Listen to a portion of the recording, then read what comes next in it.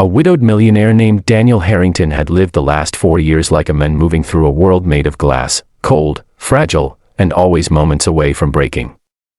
After losing his wife unexpectedly, he buried himself in work, in silence, and in all the routines that kept him from facing the one thing he feared most, letting himself feel again. His daughter, 5-year-old Lily, was the only spark in his life, but even she had dimmed in the shadow of grief. Her laughter, a sound that once filled every hallway of their vast home, had faded into quiet nods and shy glances, as if the world had become too heavy for a child to carry. Daniel loved her fiercely, yet love without healing only deepened the distance between them. He tried everything, expert tutors, therapists, and nannies who came and left like passing seasons, but nothing cracked the shell around Lily's little heart. She needed warmth. She needed presence. She needed what Daniel didn't know how to give anymore. And that was exactly when Emma Reyes walked into their lives. Emma was not what anyone expected the Harrington estate to hire. She was gentle but confident, humble but composed, the kind of person whose presence softened a room before she even spoke. She arrived with a simple resume, modest clothes, and a hopeful smile that seemed untouched by the coldness of the world. Daniel's staff whispered that she wouldn't last a week. Children from wealthy families were demanding, and Lily even more so. But the moment Emma knelt to Lily's level, looked into her uncertain eyes, and introduced herself with calm patience, something shifted. Lily didn't speak, but she didn't turn away either. And for Daniel, standing at a distance, it was the first time in months he saw someone connect with his daughter without forcing it. Emma's first days were filled with gentle observations. She didn't rush Lily. She didn't push boundaries. Instead, she listened to her silence, her small gestures, her fears. She noticed Lily hesitated to eat certain meals and switched them for simple, comforting dishes. She noticed Lily's eyes lingered on picture books with animals and began reading to her even if Lily never responded. She noticed the girl flinched at loud sounds and began moving softly, keeping her voice steady and soothing. Every small act was like a thread stitching back a child's sense of safety. Daniel watched from afar, unsure of how someone could carry so much patience in such a quiet frame. He admired it, not romantically, but with the stunned gratitude of a father who had forgotten what hope looked like. One morning, Emma and Lily sat at the dining counter, flipping through a picture book as they waited for breakfast. Emma began telling a small, silly story about a squirrel who learned to cook spaghetti, exaggerating the squirrel's chef hat and pretending to twirl imaginary pasta. Lily's eyes widened, her tiny hands covering her mouth as she tried to hold back a laugh. But the moment Emma accidentally knocked over an orange while pretending it was the squirrel's secret ingredient, it rolled dramatically across the table, and Lily burst into laughter so pure and bright it echoed through the kitchen. Daniel, who had just returned from a meeting and stepped through the doorway, froze as if he'd witnessed a miracle. He hadn't heard that sound, not once, since the day his wife passed. Emma turned, startled, but Daniel couldn't move. The world blurred for a moment, his vision stinging as he saw his daughter laughing, not just smiling. Laughing.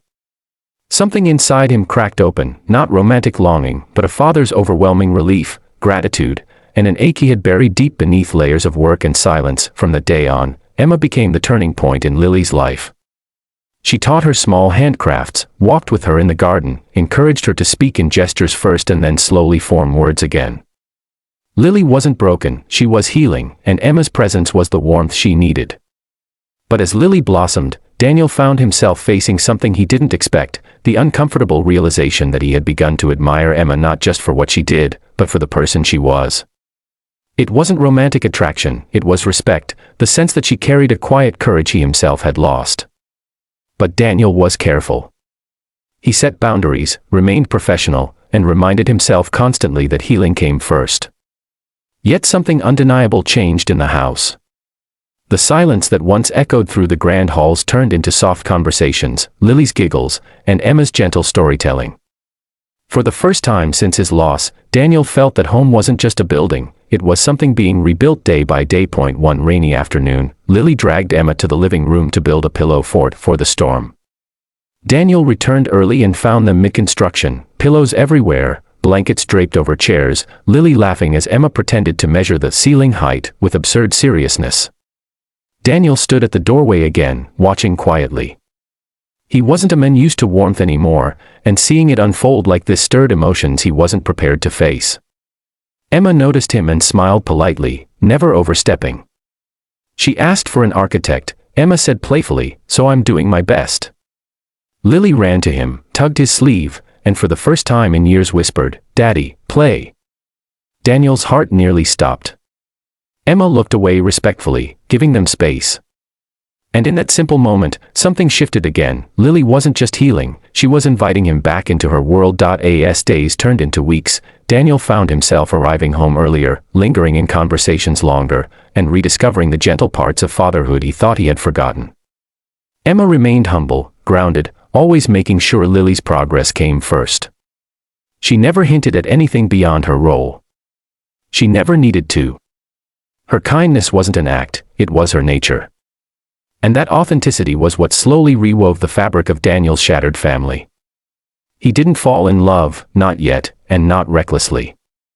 What he discovered was the possibility of opening his heart again someday, a future he thought was impossible. Emma didn't replace his late wife, nor did she try. Instead, she brought back something grief had stolen, the ability to feel without fear, to hope without guilt. Watching Lily chase butterflies in the garden or curl into Emma's arms during bedtime stories reminded Daniel that healing wasn't betrayal, it was growth. One evening, as the sun set in warm amber tones, Daniel thanked Emma sincerely for everything she had done, not just for Lily, but for giving their home life again. Emma smiled softly, replying that she didn't heal Lily alone, Lily simply needed someone to believe in her again. For the first time in years, Daniel felt that he could breathe deeply, without the weight of sorrow crushing him. And though he wasn't ready to love again, he finally understood that love did not always arrive as fireworks, it sometimes arrived slowly, quietly, through laughter, healing, and the steady presence of someone who cared. Their story didn't end with a confession or dramatic romance. It ended with hope, with healing, and with the promise that life could bloom again in the softest ways. And for Daniel and Lily, that was more powerful than any love story they could have imagined. If you want more emotional, cinematic stories like this, don't forget to subscribe to the channel, turn on notifications, and support the storytelling. Your encouragement helps us bring more heart-touching episodes every week.